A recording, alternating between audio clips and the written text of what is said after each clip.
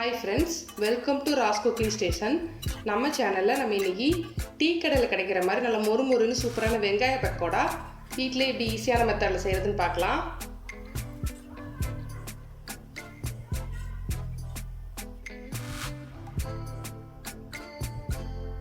அதுக்கு நான் இன்னைக்கு 4 மீடியம் சைஸ் வெங்காயம் எடுத்து தோலெல்லாம் உரிச்சு க்ளீன் பண்ணி எடுத்துருக்கேன்.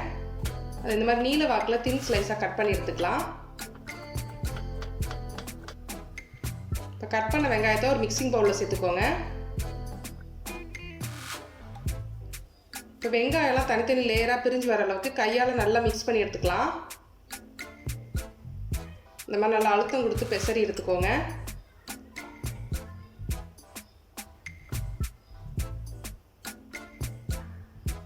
இந்த மாதிரி தனித்தனியாக பிரிஞ்சு வந்த அப்புறமா 1/2 டீஸ்பூன் உப்பு, அப்புறம் 1 டீஸ்பூன் மிளகாத்தூள், 1/2 டீஸ்பூன் கரம் மசாலா சேர்த்துக்கலாம்.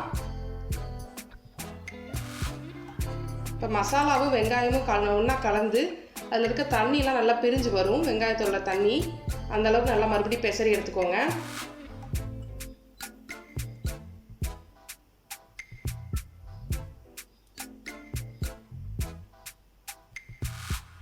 இந்த ஸ்டேஜில் கொஞ்சமாக 1 சிட்டிகை சோடா உப்பு சேர்த்துருக்கேன்.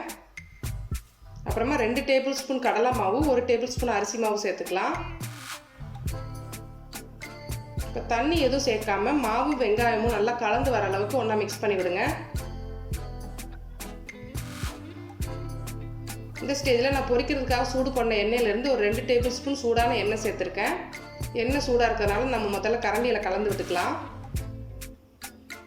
லைட்டாக ஆறினப்புறமா கையால் நல்லா மிக்ஸ் பண்ணி எடுத்துக்கோங்க. தண்ணி எதுவும் சேர்க்க தேவைப்படாது. உங்கள்கிட்ட ரொம்ப லூஸாக இருக்கிற மாதிரி இருந்துச்சுன்னா இன்னும் கொஞ்சம் மாவு சேர்த்துக்கோங்க. இப்போ சூடான எண்ணெயில் இந்த மாதிரி கொஞ்சம் கொஞ்சமாக கிள்ளி சேர்த்துக்கலாம்.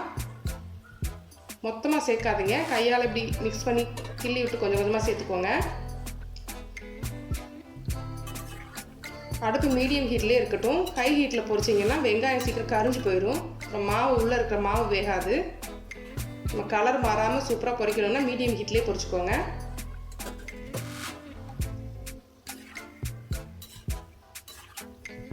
இப்போ இந்தளவு ப்ரௌனாக வந்த அப்புறமா நம்ம எண்ணெயிலேருந்து வெளியே எடுத்துக்கலாம்.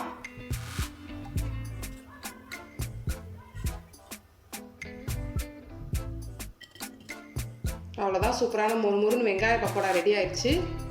நீங்களும் உங்கள் வீட்டில் ட்ரை பண்ணி பாருங்கள். ஈவினிங் டைமில் டீ கூட சேர்த்து சாப்பிட்றதுக்கு சூப்பரான ஸ்நாக்காக இருக்கும். நீங்களும் ட்ரை பண்ணிட்டு எப்படி வந்ததுன்னு கமெண்ட் பண்ணுங்கள். நம்ம சேனலை இப்போ தான் ஃபஸ்ட் டைம் பார்க்குறீங்கன்னா சப்ஸ்கிரைப் பண்ணிக்கோங்க. பக்கத்தில் இருக்க பெல் பட்டனையும் கிளிக் பண்ணிக்கோங்க. தேங்க்யூ.